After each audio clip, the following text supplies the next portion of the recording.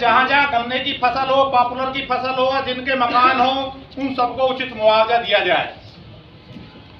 एक एमएसपी हर फसल पर लागू की जाए।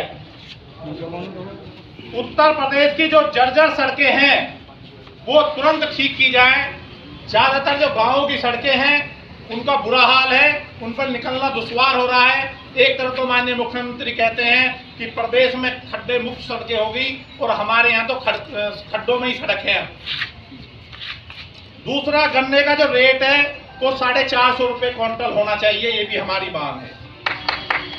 किसान की जो जमीन है, किसान की जितनी जमीन ली जाए, मानो किसी को जरूरत है 50,000 रुपये लोन की, उसकी 50,000 कीमत की जमीन को गहन का उसको रखा जाए, जिसको रहन कहते हैं या उसे बंधक जो कहते हैं, वो उतनी हो। होता क्या है कि ट्रैक्टर लेना 5 लाख का और हमारी जमीन होती है करोड़ों की, बंधक हो जाती है उसमें। अगर हमारे पास 50 बीघे जमीन है तो 50 की 50 एक ट्रैक्टर में बंधक हो जाती है। हमारी मांग है कि किसान की सिर्फ उतनी जमीन को बंधक बनाया जाए जितने का उसने ऋण लिया है। तेलंगाना सरकार, हिंदुस्तान में ही तेलंगाना सरकार है, वो क्या है कि 12,500 रुपया एकड़ का किसान को सब्सिडी देती है। जैसे हम 2,000 रुपये मिलते हैं तिमाही के, वो 12,500 है। हमारी मांग है कि 12,500 की वो जो सब्सिडी है वो दी जाए और प्रत्येक किसान का कम से कम जो आपदा में उनकी मृत्यु हो उनका 50 लाख का उनका बीमा होना चाहिए।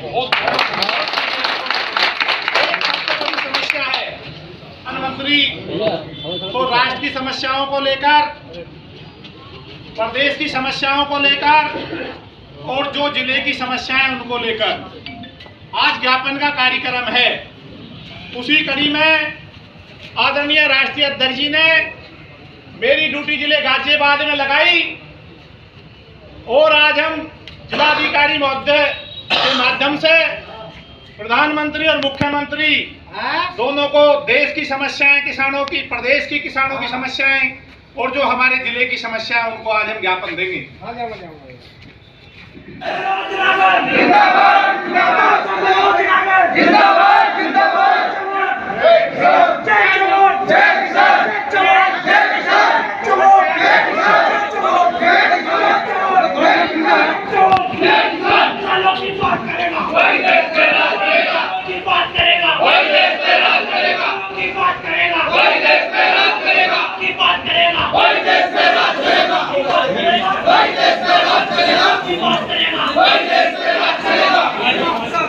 बीजेपी या कोई सी भी सरकार हो जो किसान मजदूर की बात नहीं करेगी, केंद्र में बीजेपी है ना, हाँ, तो उसके हक की बात नहीं करेगी तो भगाने का काम करेंगे किसान मजदूर।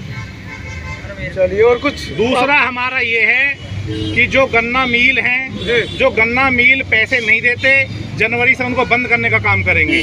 जो गन्ने का पेमेंट सही समय पर करते हैं वो चलें। एक आवारा पशु हैं, उनका स्थायी इलाज होना चाहिए। जो आवारा पशुओं के द्वारा जिनकी मृत्यु होती है उनको सरकार द्वारा उनको जो आर्थिक सहायता देनी चाहिए। और हमारी स्थानीय समस्याएं भी हैं, जैसे कि ग्रामीण क्षेत्रों की जो सड़कें हैं बिल्कुल जर्जर टूटी पड़ी हैं। हमने मांग की है कि वो सड़कें तुरंत बनानी चाहिए। दूसरा, वेव सिटी का जो किसानों का समझौता वो लागू होना चाहिए। दिल्ली मेरठ और ईस्टर्न एक्सप्रेसवे, इनका अभी बकाया मुआवजा है जो अभी लंबित है, उसकी भी हमारी मांग है कि वो भी तुरंत दिया जाए। एक गेल इंडिया के साथ किसानों का प्रशासन का समझौता हुआ था, वो आज तक समझौता लागू नहीं हुआ। एक आकाश नगर का हमारे लोग हैं, उनकी समस्या जूकी तो गरीब लोग, उनके घर उजाड़ने का काम किया है। उन सब मांगों को लेकर आज हम मुख्यालय पे। आवारा पशुओं की बात आपने की, किसानों ने ही तो पालने बंद कर दी, तभी तो आवारा क्यों पालने बंद किया आप लोगों ने? इसका कुछ कारण जानने की कोशिश की है? भाई सर, क्या करें, मजबूरी है। जब आदमी वो किसान तो पास है, किसान तो रखता है उनको, लेकिन किसान को एक आर्थिक सहायता देनी चाहिए। एक जैसे कि झारखंड में हमारे कई ऐसे प्रदेश हैं जिनमें बहुत आर्थिक सहायता दी जाती है।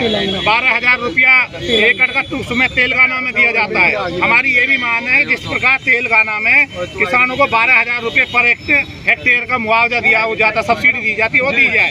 एक बिजली के बिल माफ किए जाए, बिजली का तासा बिल बना दिए गए हैं। तो एक जो गाँवों में जर्जर तार हैं, पोल टूटे हुए हैं, वो बदले जाएं। ऐसी हमारी 22 मांगे हैं। मांगे नहीं मानी जाती है तो आगे क्या रणनीति होगी? उसके लिए आंदोलन की तैयारी की जाएगी, प्रदेश स्तर पर आंदोलन चलाया जाएगा। कोई अपील या चेतावनी सरकार को देना चाह रहे हैं? बिल्कुल चेतावनी हमने कि अगर हमारी बात नहीं मानी गई तो इसके खिलाफ पूरे प्रदेश में, पूरे देश में आंदोलन छेड़ा जाएगा। ठीक है सर।